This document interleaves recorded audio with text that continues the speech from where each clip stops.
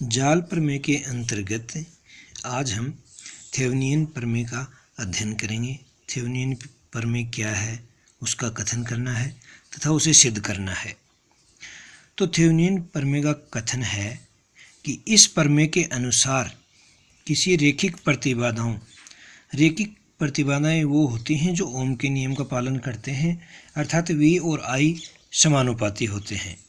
अतः इस प्रमेय के अनुसार रैखिक प्रतिबाधाओं तथा जनित्रों से युक्त कोई भी द्विटर्मिनल रैखिक जाल को एक तुल्य परिपथ से प्रतिस्थापित किया जा सकता है, जिसमें केवल एक वोल्टता स्रोत ETH हो।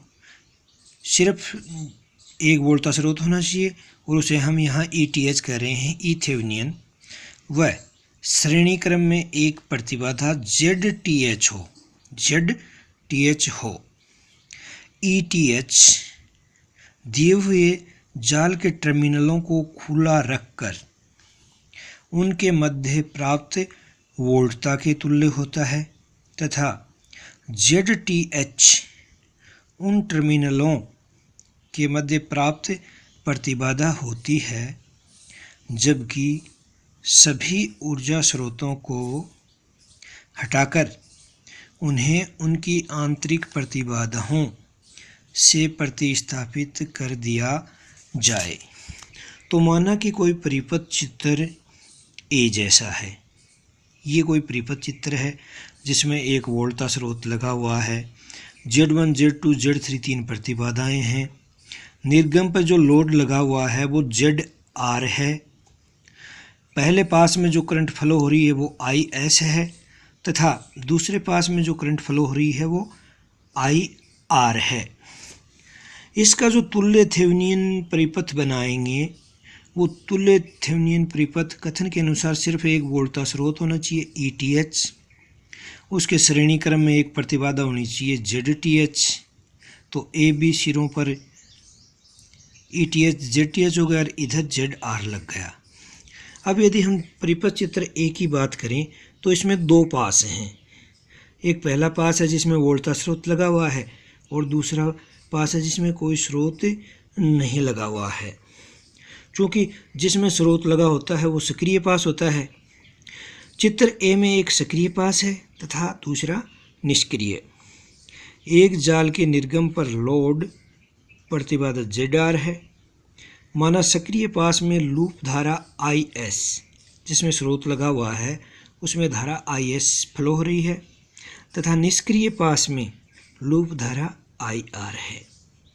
हमें परिपथ A की सहायता से ETH तथा ZTH ज्ञात करना है तथा सिद्ध करना है कि परिपथ A तथा परिपथ B तुल्य हैं। यानी इससे हम ETH और ZTH की वैल्यू निकालेंगे और इससे तुलना करेंगे, सेम आना चाहिए।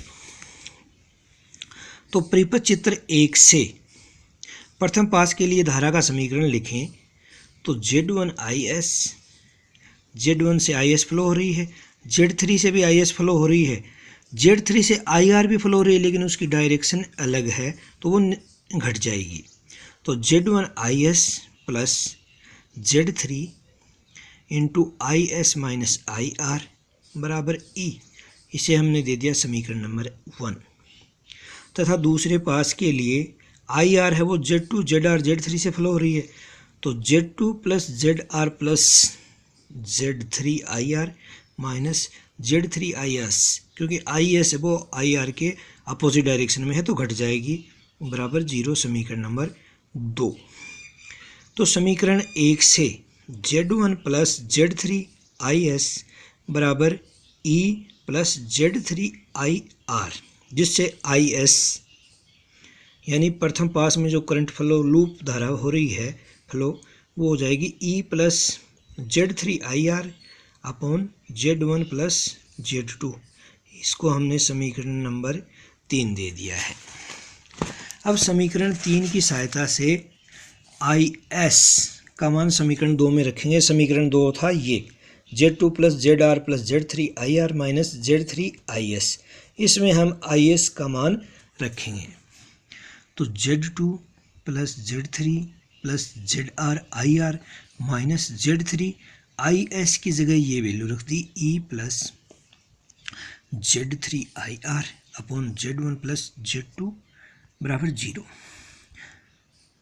तो Z2 प्लस Z3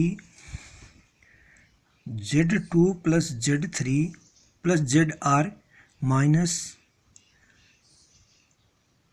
IR को Z3 square upon Z1 plus Z3 को इस साइड में ले आए, IR कॉमन में ले लिया, equal to Z3E upon Z1 plus Z3, जिससे IR बराबर Z3E upon Z1 plus Z3 upon Z2 plus Z3 plus ZR minus Z3 square upon Z1 plus Z3।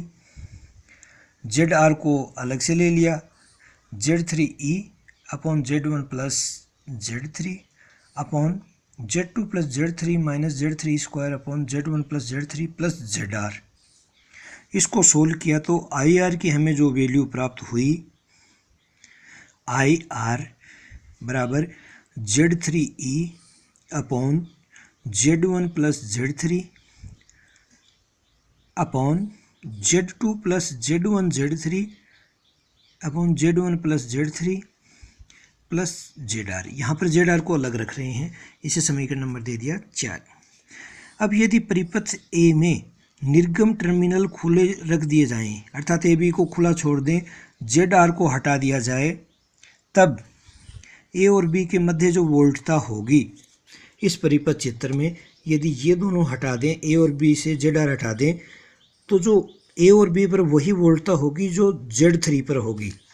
यहाँ पर जो वोल्टता है, इन पॉइंटों के मध्य जो वोल्टता होगी वही वोल्टता Z3 के मध्य होगी। अतः ETH बराबर E Z3 upon Z1 plus Z3 परिभाषा से, इसे समीकरण नंबर 5 दे दिया। क्योंकि खुले परिपथ में निर्गम टर्मिनलों A और B पर वोल्टता प्रतिबाधा Z के सिरों पर प्राप्त वोल्टता के तुल्य होती है, बराबर होती है। Z3 के सिरों पर जो वोल्टता है वो E Z3 upon Z1 plus Z3 है। अतः इस राशि को हमने E थेवेनिन ETH मान लिया है। नेक्स्ट हमें ZTH ज्ञात करना हो तो कथन के अनुसार सभी जनित्रों को लघुपतित कर कर A और B टर्मिनलों के मध्य प्रतिबाधा होगी, यानी कि हम ETH को हटाएंगे और जो प्रतिबाधा है वो ज्ञात करेंगे, यानी कि कुछ परिपथ चित्र ऐसा हो जाएगा, ये Z1 है, ये Z2 है, ETH को हटा दिया, ये Z1 है, ये Z3 है, ये Z2 है, और इन A और B के मध्य प्रतिबाधा निकालनी है। तो क्या हो जाएगा, Z2 प्लस में ये दोनों Z1 और Z3 समांतर में हैं, तो ये प्राप्त हो जाएगा ZTH बराबर Z2 plus Z1 Z3 upon Z1 plus Z3। इसे हमें समीकरण नंबर दे दिया 6। अब यदि हम समीकरण 4, 5 और 6 से तुलना करें तो जो समीकरण 4 है वो बन जाएगा IR बराबर ETH upon ZTH plus ZR। जो हमने ETH और ZTH ज्ञात किए हैं उनको रख दिया, तो ये करंट का जो IR करंट फ्लो हो रही है उसका समीकरण आ गया ETH upon ZTH plus ZR। इसी प्रकार यदि हम तुल्य परिपथ चित्र B से देखें तो यहाँ यदि जो IR फ्लो होगी वो IR ETH upon ZTH plus ZR के तुल्य होगी, यानी परिपथ चित्र B से जो हमें प्राप्त होती है वो है IR बराबर ETH upon ZTH plus ZR। ये समीकरण नंबर 8 है। चूँकि समीकरण नंबर 7 और 8 हमें प्राप्त हुए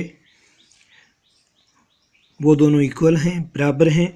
अतः इससे थेवेनियन प्रमेय का कथन है वो सिद्ध होता है। थेवेनियन प्रमेय सत्य है ऐसा हम कह सकते हैं। अब थेवेनियन तुल्य परिपथ प्राप्त करने के लिए हमें क्या करना चाहिए, उसकी विधि क्या है, इसके बारे में हम कुछ एक बातों का ध्यान रखते हैं।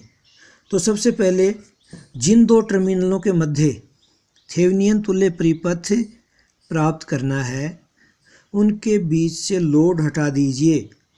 यानी कि यदि हमें यहाँ तुल्य परिपथ प्राप्त करना है तो ये लोड हटा देंगे, ए और बी के मध्य का जो लोड है वो हटा देंगे, अर्थात दोनों टर्मिनलों के बीच खुला परिपथ कीजिए, खुला परिपथ कर देंगे।